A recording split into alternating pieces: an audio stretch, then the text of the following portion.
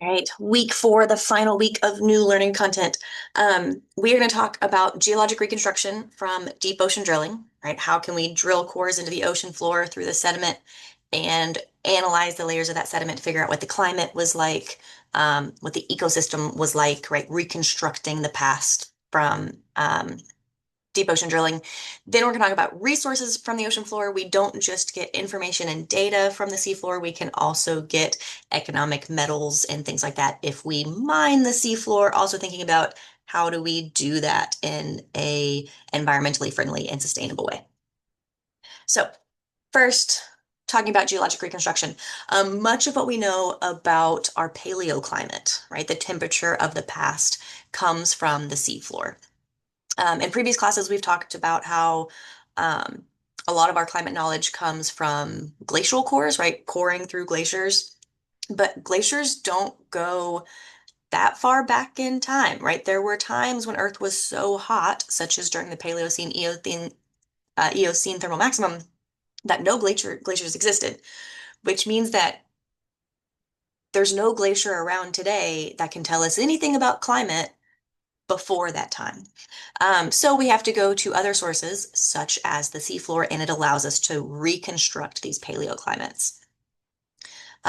So as Earth's present climate changes at a seemingly unprecedented rate, seemingly keyword there, the paleoclimate record becomes an important analog for examining the potential impacts of present global warming on life on Earth. If we know how fast climate has changed in the past, we can figure out, well, has it ever changed this fast before? When it did change close to this fast, what happened? How did the organisms respond? Was there mass extinctions? If it's never warmed this fast before, well, what happened when it warmed the same magnitude over a slower period of time? Like, what should we look for? Um, so in order to do that, we have to go to the seafloor. And there are a few different what we call proxies that we can understand from the seafloor. A proxy is just a thing that shows us um, evidence of something else, right? We can't go to the seafloor, put a thermometer in it, and it tell us exactly what the temperature was a million years ago. But there are things within the seafloor that give us a hint, give us an idea, and if we understand the math and the processes enough, we can pretty closely like use it as a proxy thermometer. So reliable global records of climate only began in the 1880s. That means that's when people started routinely and accurately writing down things like, this is the temperature of the atmosphere today. This is the temperature of the ocean today. So prior to the 1880s, we did not have those direct records of climate. And instead, we had to figure out paleoclimate using climate proxies, which preserve the physical characteristics of the past so that we can indirectly reconstruct what those climate conditions were in Earth's past. So, for example, ice rafted debris, right? In order for a pebble to end up on the abyssal plain of an ocean floor, right? It's not just going to get there itself through normal processes such as gravity, right? If it's that big, a pebble isn't going to be able to float its way out there. It's on its own, unless it gets caught up in an iceberg, right? So if there's lots of ice on land, glaciers are tearing through the land, eroding the land, they're picking up pebbles beneath them. When that glacier meets the ocean, maybe the front of it breaks off into an iceberg. That iceberg still has those pebbles preserved in the lower part of it. That iceberg is then just going to float out into the middle of the ocean, slowly melting as it goes. So as it's melting, those pebbles are going to fall out from the bottom and hit the seafloor.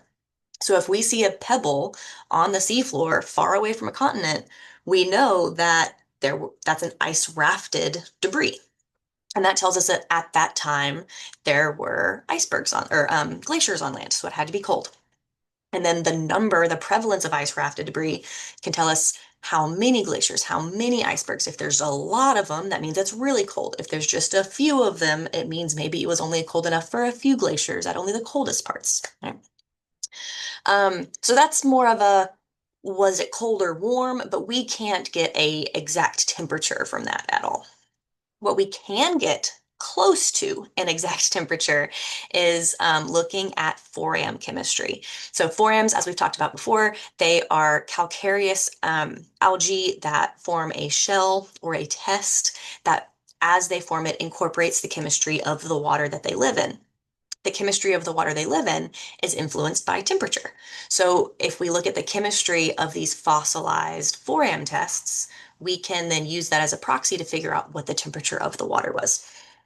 The way this works is that we're looking at an oxygen isotope. Oxygen, the typical oxygen is O16, right? However, there is some, to a much, much smaller extent, but there's also some oxygen 18. So it's still oxygen, but it has a different number of particles inside of it, right? Those neutrons, electrons, protons. Um, so rather than being oxygen 16, it's oxygen 18. It's a little heavier. Therefore, so let's imagine um, a, a warm environment, right? You have oxygen 16 and oxygen 18 in the ocean. During evaporation, the lighter oxygen 16 is preferentially going to be evaporated up. Some oxygen 18 will make it as well, right? But oxygen 16 is preferentially going to be evaporated because it's lighter. Then those clouds are going to blow around, right? It'll rain out.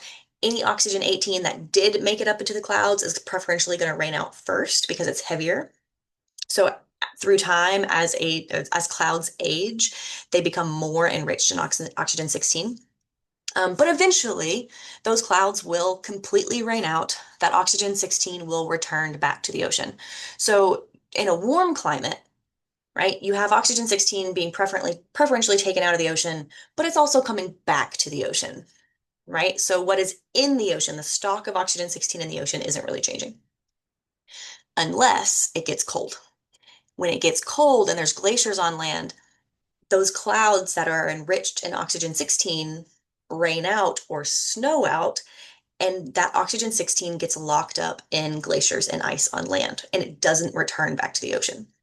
As those glaciers get bigger and bigger and bigger, there's more and more and more oxygen 16 locked in them. That means the ocean, what's left behind, becomes relatively enriched in oxygen 18. So if you look at the ratio of oxygen 16 to oxygen 18 in the ocean, and there seems to be relatively more oxygen 18, we know that that environment was cold.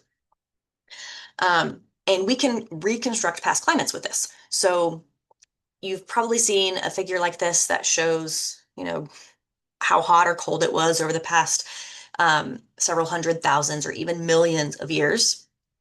And often these graphs won't have temperature on the y-axis. Instead, they'll have what we call del O18. Del O18 is just the formula for the ratio of oxygen 18 to oxygen 16 isotopes. You can see that when there is a lot of O18, so it's enriched in del O18, that is when we have more ice. So there's an ice age. When it's a low del O18, there isn't more O18 in the ocean. That's when it's not warm. We are in an interglacial. All right, that's what we're in today. So often when you look at these graphs, they're not going to have temperature on the y-axis because they're not actually measuring temperature. They're measuring del O18. Then what we'll do is, we've done tons of studies looking at modern 4AMs, also looking at not just oxygen, but magnesium and calcium and other helpful isotopes.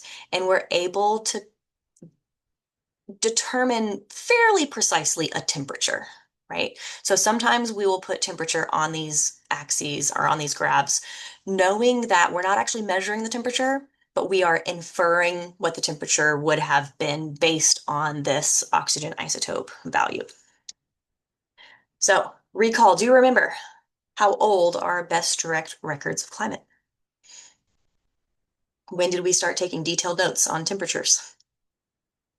I'm also curious, so we talked about ice-rafted debris and oxygen isotopes. What other proxies would you expect to find in seafloor sediment? Right? When you answer this, I am looking for depth of thought and creativity and logic. I'm not necessarily looking for a certain number of correct answers. Do know if you only give me one answer and you didn't think very hard, you're not going to get full credit.